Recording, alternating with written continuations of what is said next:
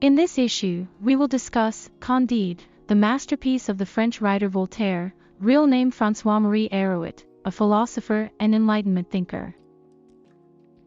Published during the unstable Enlightenment period due to religious wars between the Catholic Church and Protestants, debates on natural philosophy, and philosophical controversies among thinkers, this work is a masterpiece that questions the concept of the best theory, that the world was created by God in the best possible way, and satirically depicts religion, philosophy, and ethics.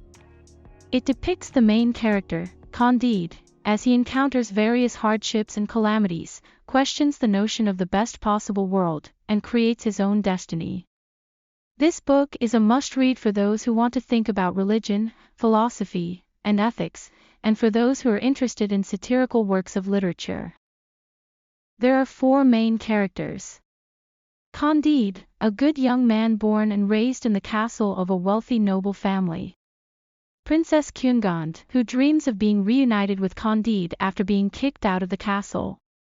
An optimist, Professor Pangloss is a philosopher who believes that everything happens for a reason. And Cacambo is Candido's faithful servant. Will Candide, who believes that all things are for the best, find true happiness at the end of his journey to experience the cruelty of the world?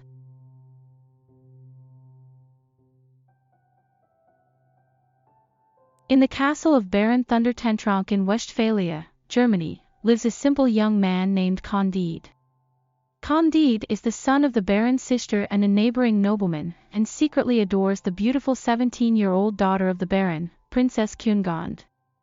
In this castle, the Baron was respected and his wife weighed 170 kilograms and was in fine shape, preserving the face of the family. Candide followed the teachings of his authoritative tutor, Pangloss, and believed in the best theory that the world was created by God in the best possible way. One day, Princess Cunegonde observed with great interest Pangloss teaching physics to his servants in the garden, and she fell in love with Candide. On her way back to the castle, she happens to meet Candide, who blushes and takes each other's hand. However, the Baron passes by and finds them, and Candide is thrown out of the castle. Princess Cunegonde faints, and when she regains consciousness, she is punished by the Baroness.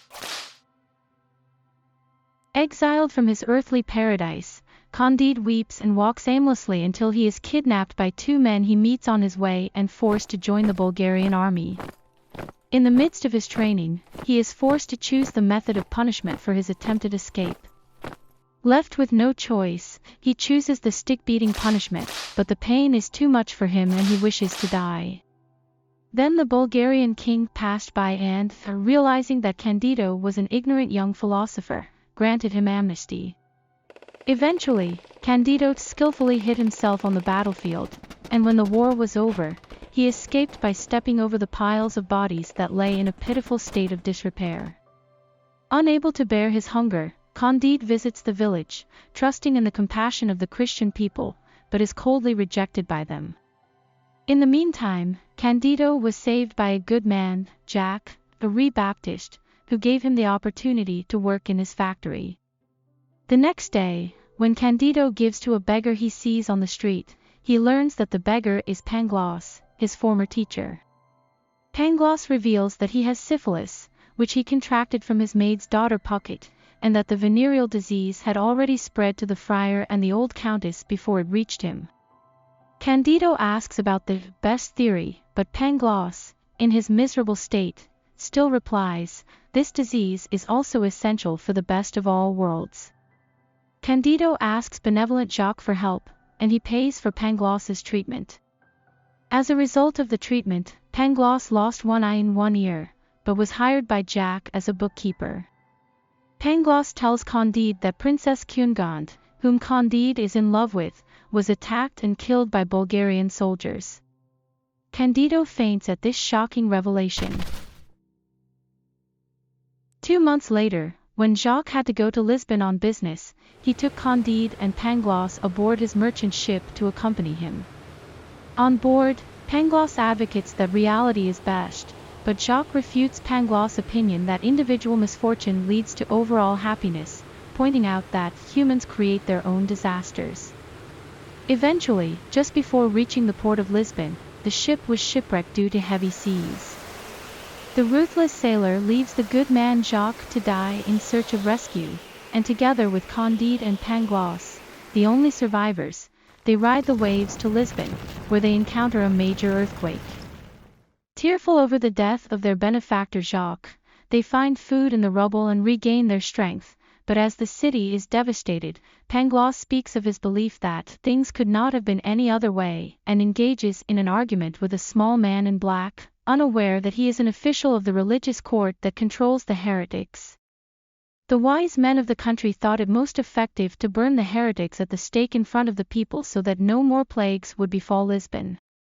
The Viscayans are arrested for marrying each other's surrogate parents, the two Portuguese are arrested for discarding chicken fat, and Dr. Pangloss and his disciple Candide are arrested and put in different rooms for the crime of making a speech and for listening to it. A week later, on the day of the execution, the earth shakes violently again with tremendous earthquakes as the Viscayans and the two Portuguese are burned at the stake and Pangloss is hanged. Forced to participate in the procession in dishonorable attire, Candide was rescued by an old woman and given food and medical treatment at her home. One evening, the old woman takes the recovered Candide to her hideout to reunite him with Princess Cunegonde. She was sold into custody by the Bulgarian captain who occupied the castle of Thunder-Tentronc after Candide was banished, and was placed in a situation where she would be owned by Don Issachar and the chief religious judge, both of whom she continued to refuse. The two are happy to be reunited and have just finished their meal when Don Issachar appears to take Princess Cunegonde as his wife. After easily killing Don Issachar in return when he drew his sword and jumped on him, Candide, with the help of an old woman, took Princess Cunegonde and the three were forced to flee. Candide is proposed by a servant named Cacambo, whom he has brought with him from Cadiz, Spain, to follow the old woman's advice and leave Princess Cunegonde behind and leave now for the kingdom of the Jesuits, where we can make our fortune. The two of them head to Paraguay to meet with the Jesuit commander. After their weapons and horses were taken away and they were fed in a surprisingly luxurious hut, the commander, a young priest, arrived. Upon learning that this baron is actually Princess Cunegonde's brother, Candide bursts into tears and tells her that Princess Cunegonde is alive. The baron was delighted with the news and recounted his past history of joining the Jesuits and becoming a favorite of the ruling class in Paraguay.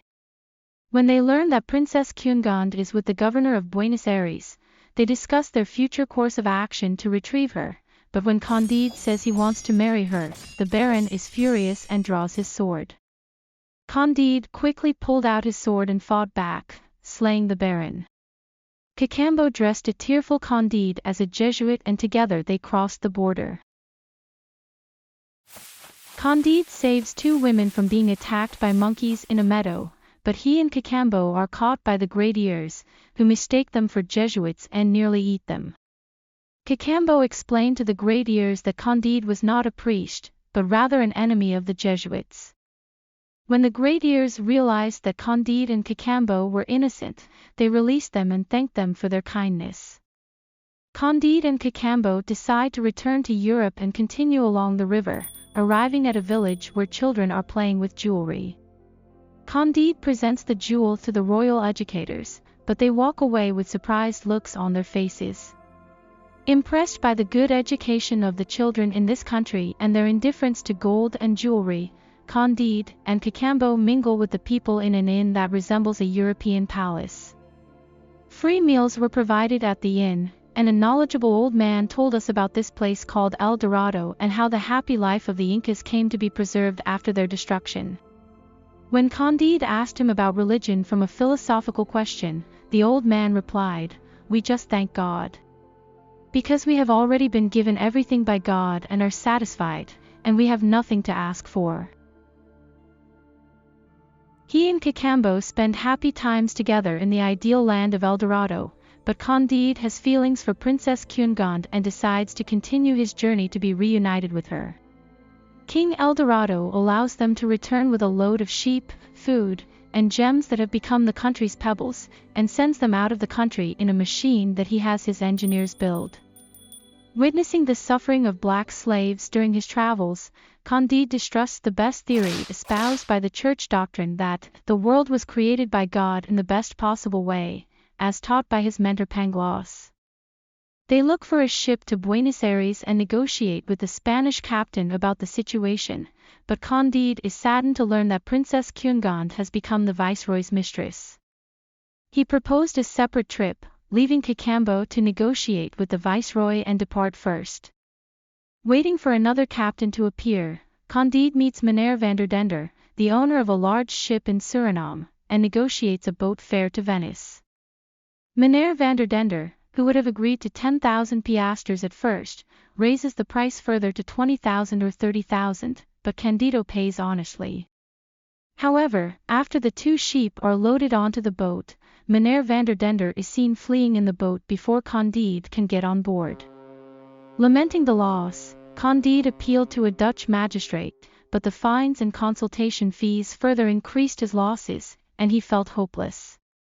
When he finally finds a French ship bound for Bordeaux, Candide decides to find an unfortunate person to take with him, and among the many volunteers he chooses Martin, a poor old scholar working in Amsterdam. Candide held out hope of being reunited with Princess Cunegonde, but Martin has no hope. They discuss God and the devil, good and evil, and Martin reveals to Candide that he is a Manichaean. Eventually, watching through a telescope from aboard the ship as the hostile ships fired upon each other, they saw the Dutch pirate Meneer Vanderdender, who had fled Candide with his gold and goods, being attacked by a Spanish ship, and realized that his crime would be punished. Candide was also reunited with a sheep that was once loaded with stolen diamonds, and continued to discuss good, evil, and destiny as he and Martin continued on their route. Arriving in Paris, Candide visited various places in France with Martin. They went to the theatre to see a new tragedy, and then were taken to the house of the Marquise de Perlinac in Faubourg Saint-Honoré, where they played a card game but lost a lot of money in a short time. The dinner discussion centered on new books and tragedy, and when one scholar stressed the importance of novelty in tragedy, Candide was impressed by his knowledge and asked for his insights on the best theory. The scholar said, "In this country, no one knows what he should do, no one knows his position, and all they do is argue. The war will never stop." Candide agreed, saying, "I learned from the hanged Pangloss, a wise man, that the existence of war is what makes this world great, but man cannot help but create the stain of conflict." Candide and Martin take a Dutch ship from Dieppe in Normandy and arrive in Venice, but no matter how hard they search, they cannot find Princess Cunegonde, and Candide falls into a terrible depression.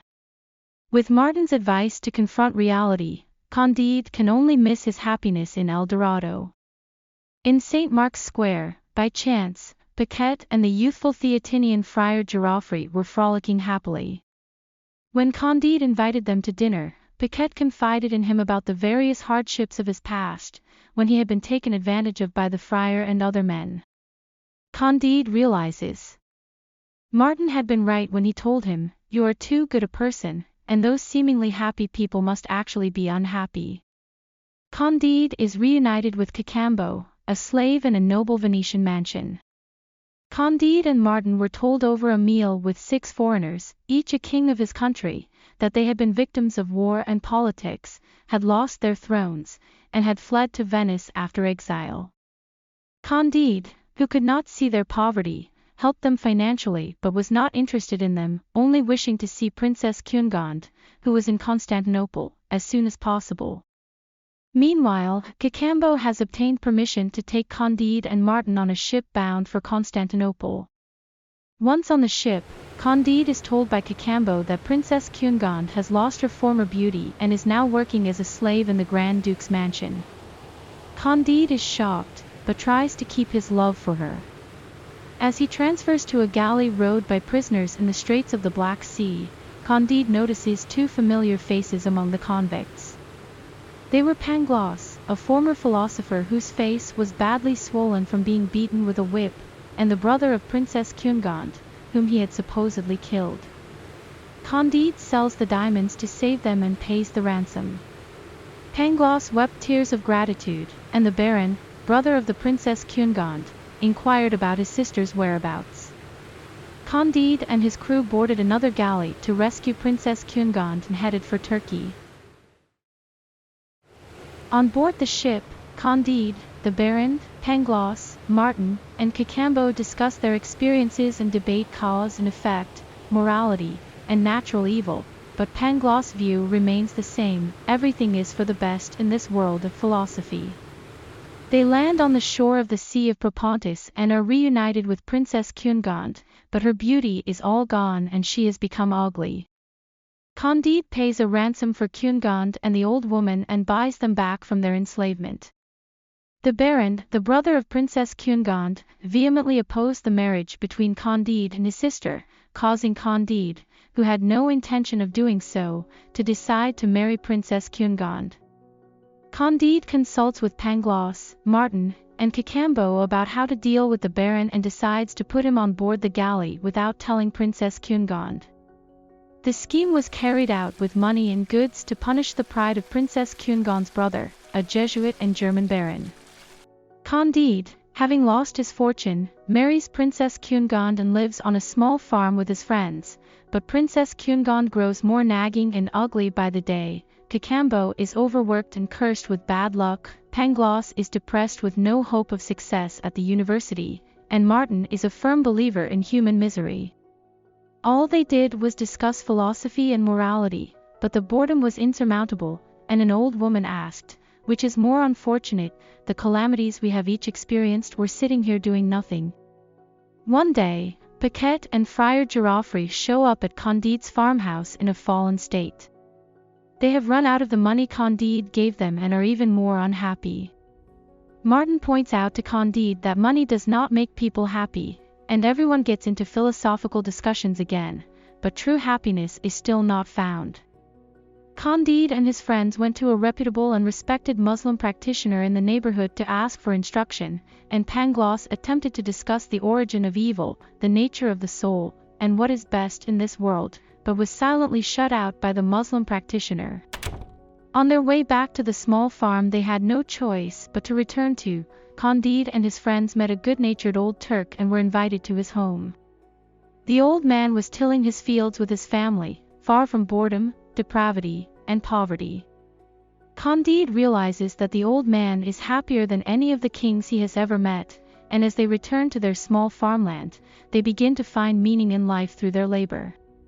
Occasionally, Pangloss would tell Candide, in the best of all possible worlds, that is, in real society, everything that happens is connected, and we are only here living like this because you were kicked out of that beautiful Thunder-Tantron castle, to which Candide would reply, "Maybe so, but we have to plow our own fields anyway."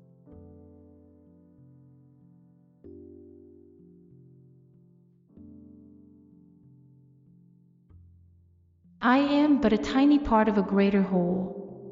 That's true, but all animals that are given life without a reason, born under the same laws, and become beings that sense things, suffering like me, dying like me. Is God punishing man because he is a sinner by nature? Or is the absolute ruler of all existence and space? I remember neither anger nor pity, but indifferently to everything. You just stick to what you decided to do in the first place. Or, because the unformed defies the Creator. Will it always be flawed? Or does God test us? Is life in this world a pathway to the eternal world? Once, on his deathbed, a caliph, the following words of prayer were recited to God. To thee, the only great one, the only infinite one, I offer you the only thing you do not have, namely, faults, regrets, anguish, and ignorance. No, there's still something God lacks, and that's hope.